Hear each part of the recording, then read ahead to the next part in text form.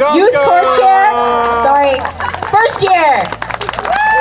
Penny Clemens, Event Staff, first year. Patty Droach, first year Offline Chair. And there you have your 2010 committee. Now if I can get Jerry up here. Hi. Welcome and thank you all for coming. I'd like to introduce our survivor speaker and his favorite caregiver, Brian and Michelle Caradonna.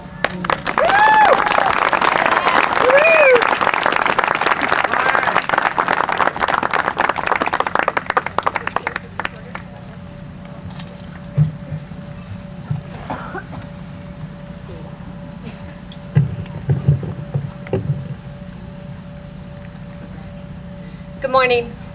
Thank you for allowing Brian and I an opportunity to share a few thoughts and hopefully some words of encouragement with you. Like you all, we never thought we would be immersed in the cancer world.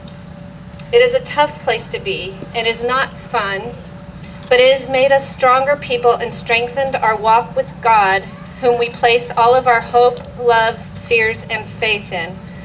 We have included a few verses that have touched us through our journey also. Brian and I have been married 23 years, and for the vast majority of those years, we would kid each other about how uneventful our life was and how boring it was. I guess you could call it, well, relatively boring.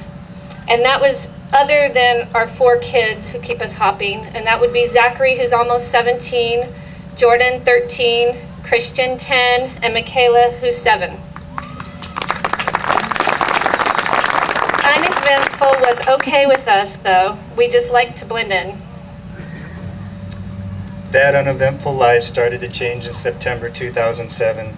That was the date that a diagnosis of breast cancer was given to our family. All cancers are terrible and are non-discriminating.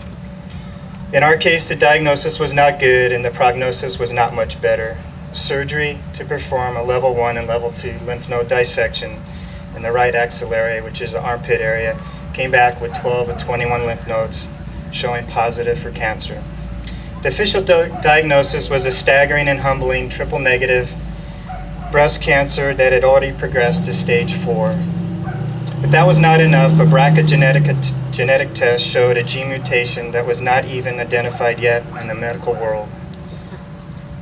The ironic part of this diagnosis was that the family member for breast cancer is Brian and not me. Brian kept searching for a different way to say breast cancer. Let me tell you, every time we would tell somebody that he had breast cancer, he would cringe and call it armpit cancer, axillary cancer, chest cancer, right pectoralis major, unknown cancer. I can't even begin to say it. Finally, we all came to the conclusion cancer is cancer.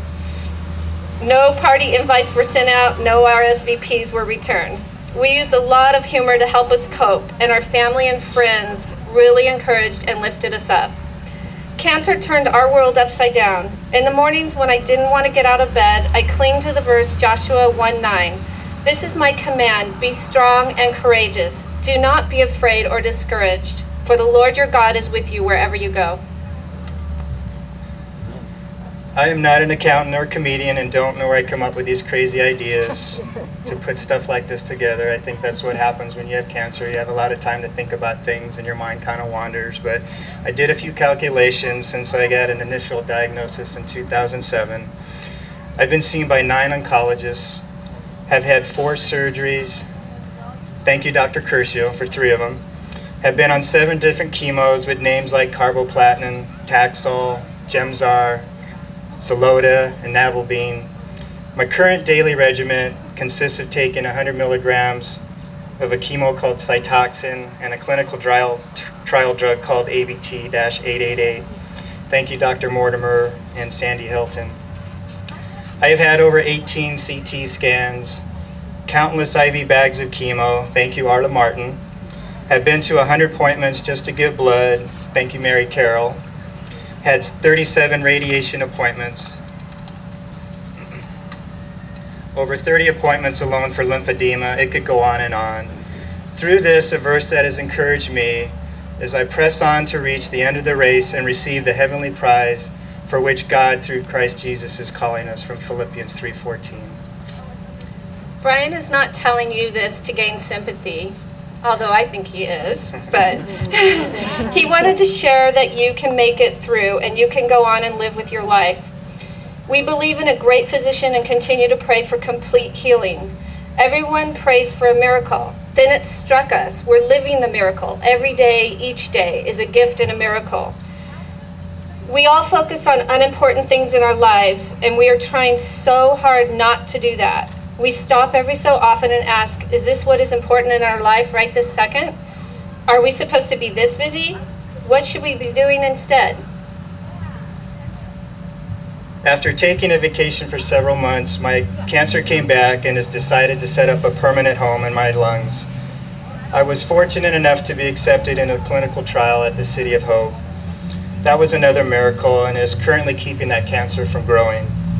I affectionately tell everyone I am visiting the City of Hope Spa and Resort. That typically elicits responses from those wanting to know if it's hot rock day, cucumbers over the eye treatment day, or mud bath day. One thing I've found is I could not fight this fight alone. I tried, and believe me, it did not last very long and it did not turn out very well. But I do have hope that if we all fight this fight together, one day the battle will be won for each of us. Battling cancer is definitely a team event. Whether you have come here this weekend to support Team St. John's, Team Wells Fargo, Team Curves, or one of the other many great teams here at this relay. In our case, we were blessed to join Team Inspire last year, and I just wanted to give a special thanks to Terry Mahan, wherever she's at. Thank you, Terry. We are all battling cancer. Whether you are the patient, the caring family member, or the concerned friend, cancer does take its collective toll on all of us. This event gives us something in common. It encourages people like me and my family. We are not in this alone. In closing, we want to share two things.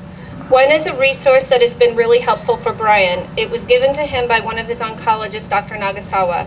The CD is entitled An Invitation to Hope and was put together by Kay Warren, who also battled cancer from Saddleback Church.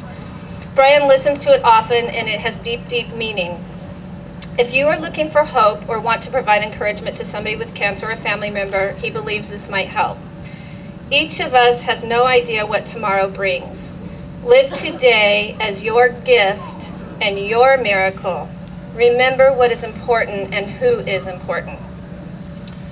Secondly, we wanted to give our heartfelt thanks to each of the family members, friends, and medical teams taking care of all of us.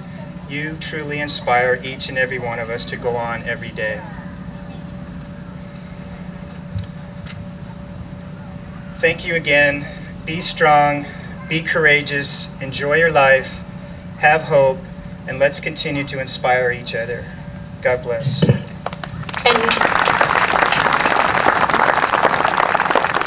now I would like to introduce Michaela, our 7-year-old who just finished first grade, and she has her own thoughts.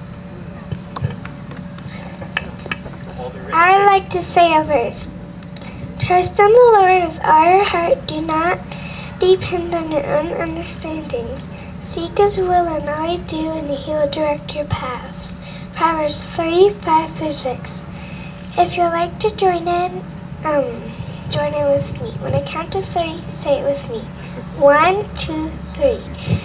Trust in the Lord with all your heart. Do not depend on your own understandings. Seek His will in all you do, and He will direct your paths. Proverbs 3:5-6.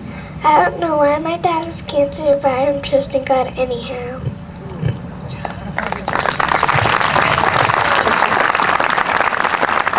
Thank you. Let's give another round of applause to the Caradonna family.